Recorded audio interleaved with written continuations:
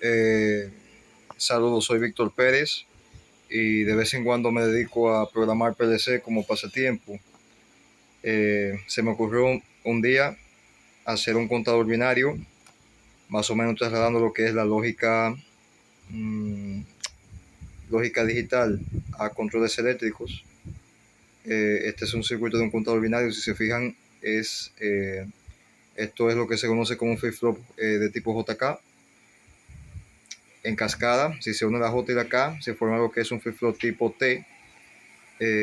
Y si la salida de este flip-flop va de entrada de este, es decir, en cascada, entonces se forma lo que es un contador binario.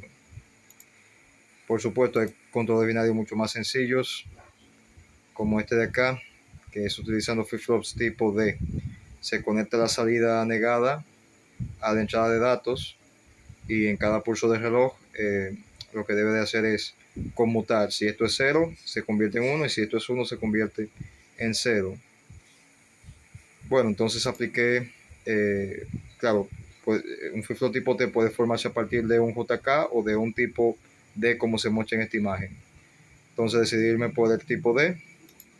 Este es el diagrama de un flip-flop tipo D. Y bueno, cualquiera pensaría que conectando esta negada a esta salida negada, Q' o Q negada, a la entrada de datos, pues simplemente con eso uno tendría un flip-flop tipo D. Pero cuando lo intenté implementar en el PDC, se escuchaba un sonido parecido al de una chicharra. Era la salida, una de las salidas relay que estaba en una carrera lógica. Estaba activándose y desactivándose constantemente. Y bueno, dije hasta aquí llegó la correspondencia entre lógica digital y controles eléctricos, pero eso no estaba satisfecho con esa conclusión, quería entender el por qué y decidí implementar el mismo circuito en este simulador. Si se fijan, esto es un flip-flop tipo D, es un integrado 7474. Si yo activo la simulación, él hace lo que tiene que hacer, es decir, un pulso de 0 a 1, un pulso de subida, me conmuta. Bien, este que está aquí arriba es un flip-flop tipo D, como el que vimos en la imagen anterior. Si yo coloco 0 en entrada de datos, en el pulso de subida es 0, y si coloco 1, entonces la salida va a cambiar a 1, o sea, un flip-flop tipo D. Ahora, ¿qué sucede? Si yo decido retroalimentar este flip-flop tipo D con la salida complementaria, Q' o Q negada, eh, ¿verdad? Vamos a ver qué sucede. Bueno, parece que se genera un error y al igual como pasó con el PLC, pues se genera una condición de carrera lógica. Mira ahí, logic race condition detected during transient analysis. Eso es lo que dice. Ok, entonces, por lo visto, sucede tanto en el PLC como en la simulación. Veamos qué sucede con un circuito real. Bien, este espagueti que está aquí es el circuito implementado. Esto es un flip-flop tipo D y este es otro flip-flop tipo D. Bien, entonces, a modo de demostración, si yo conecto esto acá,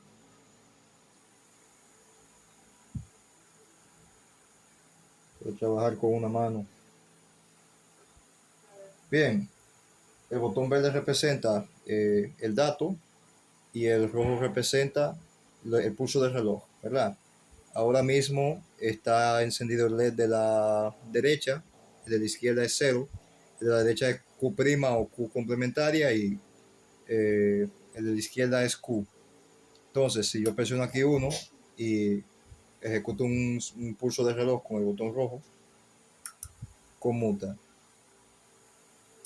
Si dejo de presionar el botón verde y presiono el rojo, conmuta nuevamente. O sea, un flip-flop tipo D. Veamos qué sucede si yo decido conectar la salida complementaria a la entrada de datos. Desconecto acá. Esta es la salida complementaria. Ok, veamos qué sucede. Como ven, se encienden los dos LEDs. En ocasiones se queda encendido el de la derecha y a veces el de la izquierda.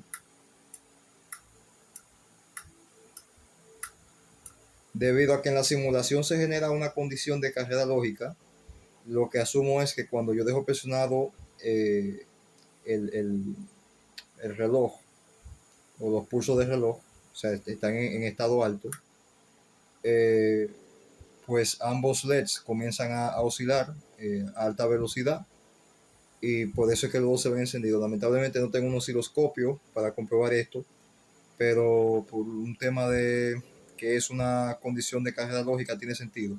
Es decir, ambos LEDs están experimentando un tren de pulso, lo que pasa es que sucede tan rápido que es como si los dos LEDs estuviesen encendidos. Ok, entonces, ¿cómo se soluciona esto? Realmente la configuración correcta para este tipo de aplicaciones es un flip-flop master slave o esclavo maestro.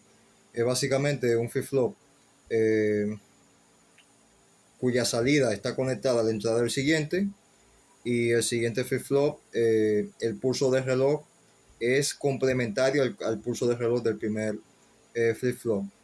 Entonces, si yo decido conectar la salida complementaria del segundo flip-flop a la entrada,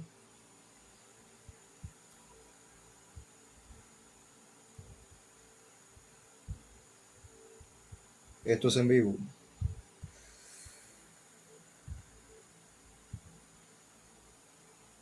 Pues a partir de este punto ya no hay ningún problema.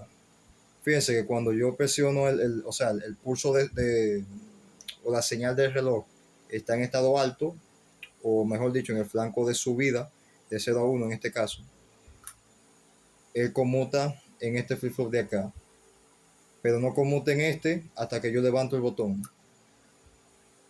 Si presiono de nuevo, conmuta este flip-flop de acá y cambia el flip-flop de la derecha cuando dejo de presionar el botón.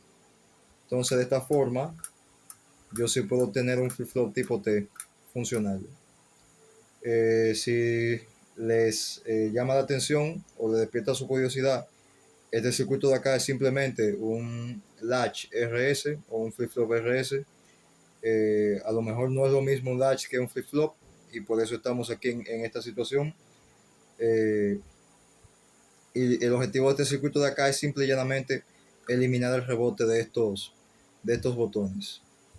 Si yo no tuviese este circuito, que es un 7400, básicamente lo que hago es utilizar dos compuertas NAND para crear un latch RS. Si esto no estuviese acá, esto saltaría como loco por el tema del rebote. Por supuesto, el botón tiene un contacto normalmente abierto y uno normalmente cerrado.